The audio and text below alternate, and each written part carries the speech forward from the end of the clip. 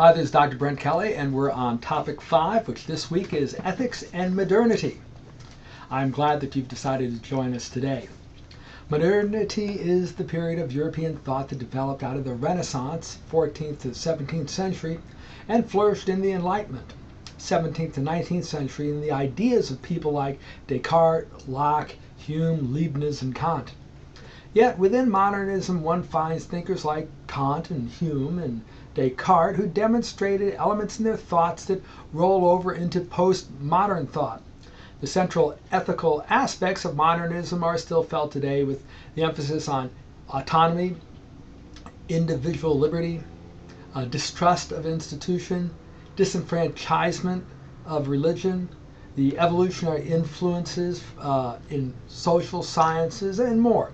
When it comes to ethics, modernity has had some unique influences which will be the focus of this lecture.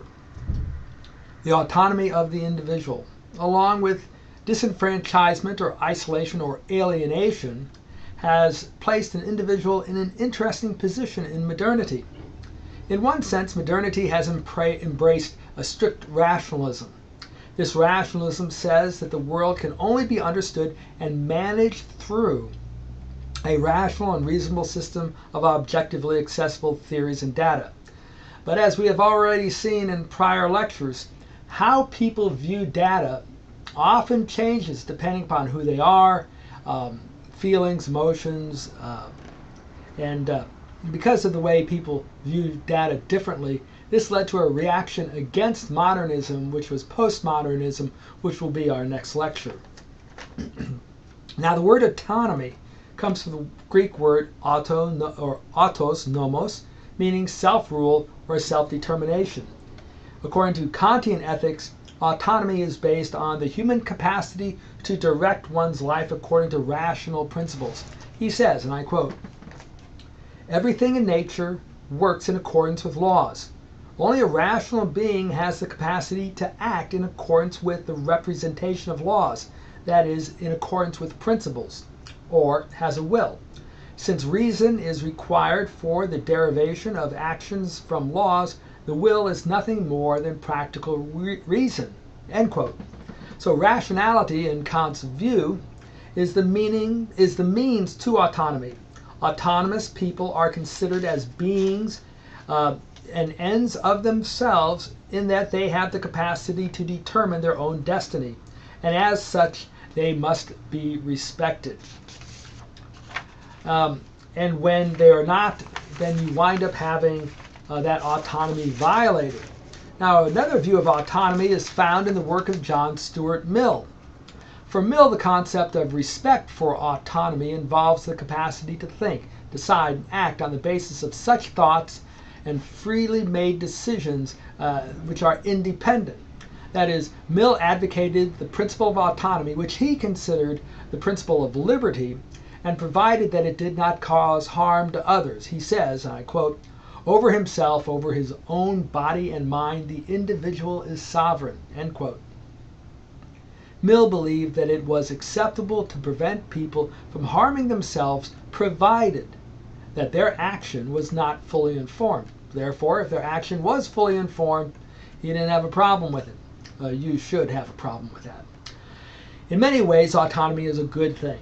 It provides a basis for medical decision making.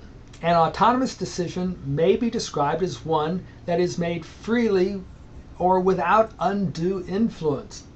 It is seen in the decisions made by a competent person in full knowledge and understanding of the important information necessary to make an informed decision. We see this in a DNR order, or a do not resuscitate order. This is an exercise of an individual's autonomy. Now, some objection to autonomy as an absolute basis for moral decision is seen in a couple of areas. One is that autonomy-based moral theory grounded in moral decision, it grounds that moral decision solely in our cognitive abilities or our mental abilities. This is in contrast with emotions, institutions, or some other way of obtaining it. Another issue is at what point, or even who decides at what point, mental impairment hinders the rational decision-making process. which allows individuals to make autonomous decisions. When is it appropriate for an authority, be it societal, familial, or governmental, to intervene and overrule autonomy? That overruling is referred to as paternalism.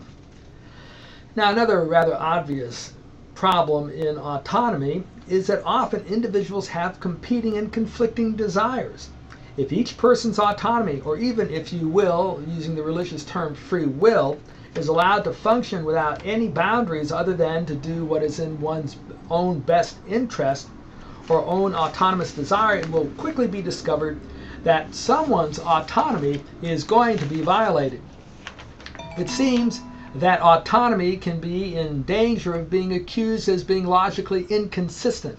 As an example, if subject A is autonomous and desires to do what is in his or her best interest or desire, and that desire or interest is to kill subject B, and subject B prevents subject A from killing him, then subject A is prevented from fulfilling his autonomous desire. And so his liberty is violated, or his autonomy is violated. This is clearly a problem because we don't want that type of autonomy. So what is needed for autonomy is for it to be a force of beneficial ethical decisions or boundaries that will provide an understanding of what can be appropriate autonomous decisions and what cannot be so considered.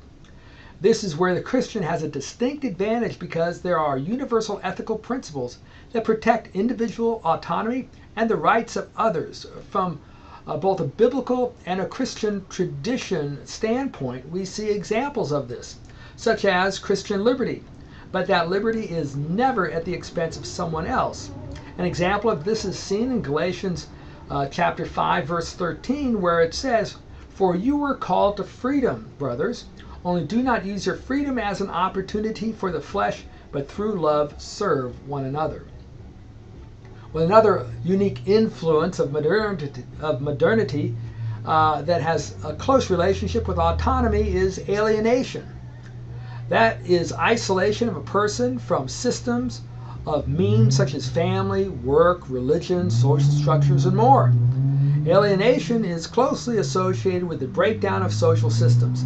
In this sense, alienation in modernity not only emphasizes autonomy or the uniqueness of the person, but also the isolation of the person.